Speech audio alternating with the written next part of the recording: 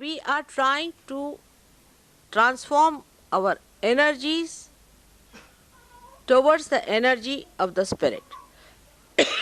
So you have to allow the spirit to take over. Your effort of your mind should be reduced and the energy of the spirit should work through you. Now, how do you do it?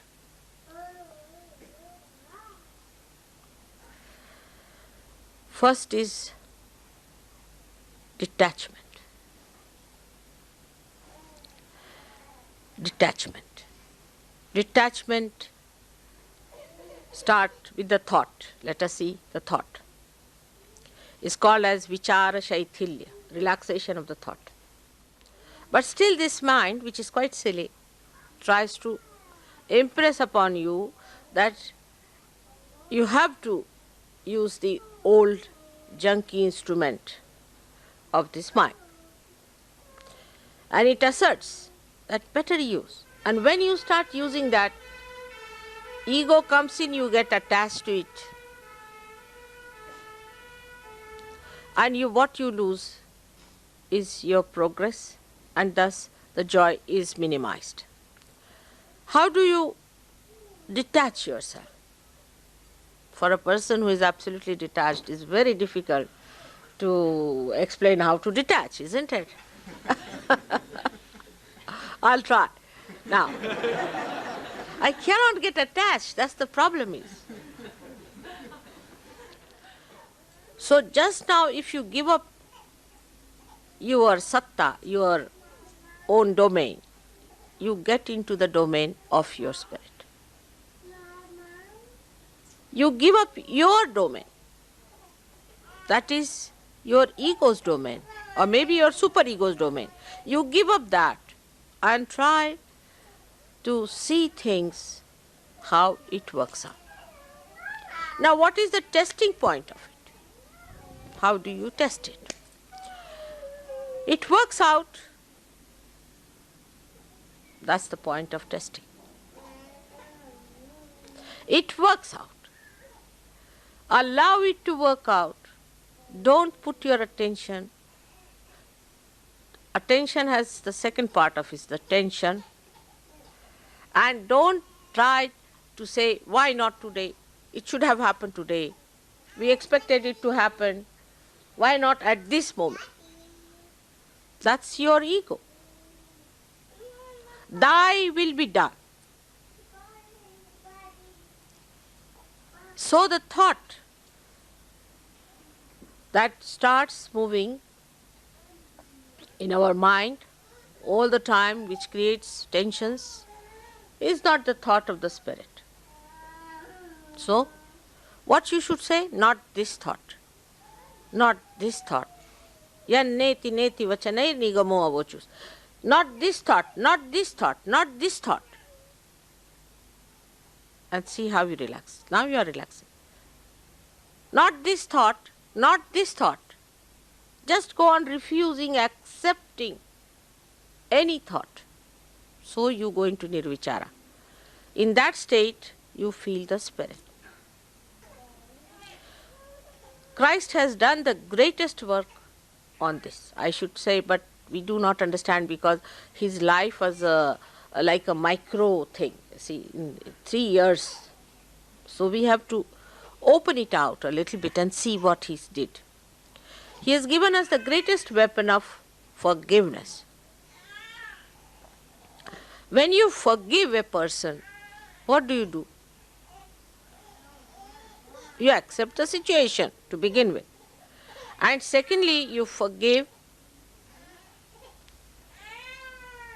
what you think has been done wrong to you. But because nothing can be done wrong to your spirit, you just forgive because you are the spirit. And when you forgive, you have found that your tension goes away. So even to your thoughts, if you say, all right, forgive this thought, because thought is also not to be punished. Forgive this thought, Forgive everything. Not forget, forgive. Because then you will even forget that you are the spirit. But forgive all the thoughts that are coming to me. Just go on saying this is a mantra. What is a mantra? Is that power of the word that expresses spirit. So this is a very important thing Christ has given us, the weapon of forgiveness. Everybody has that weapon. Everyone can use that weapon. You don't have to put in any effort for it. You don't have to pay for it. It's just you have to say, I forgive. You will be amazed, your nerves will soothe down. This tension, this pressure of these modern things will be reduced if you go on saying, I forgive. I forgive them. For example, you go and see some sort of if you happen suddenly to see something very filthy according to the spirit. Maybe it is very exciting according to normal human beings, but we are abnormal people. And for us, if we find it rather ugly, then the best thing is to get over is to say, I forgive. Because they are ignorant. They are blind.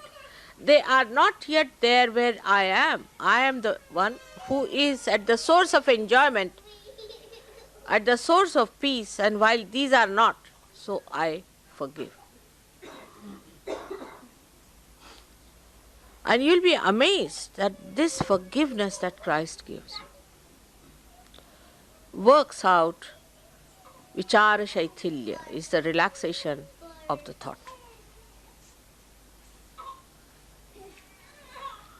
Now this opposite movement that you have to move, first of all, should start at this point today from forgiving others. Now what happens when you forgive someone? That means you do not react. The power to react to somebody's injuries, insults is finished. And when that power is finished, you become a powerful person. Because nobody can now overpower you. Because nobody can kill you. Nobody can hurt you. Nobody can do anything to you. But it is not, again, I'll say, shamelessness. See, people can think that it is shamelessness. So, if somebody says to you something harsh and something that is wrong, you do not accept it. So, in Sahaja Yoga, one has to understand that it is just the central path, is just the balancing thing which is important, is not an extreme of anything. Like when we go to say that you must forgive everyone, is not going to that extreme where you have done some wrong and somebody says to you, you don't take that part of it. It doesn't mean that.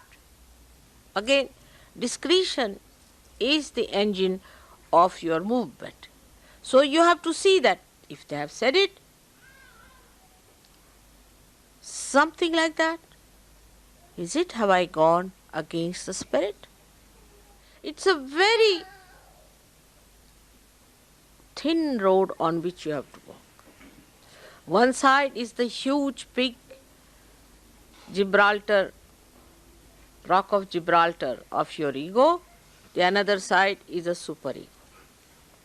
In between is a small discretion path going on which you have to see both the sides. Whether you are hitting yourself with the rock of Gibraltar or falling into the valley of superego, you should see that you are using your discretion.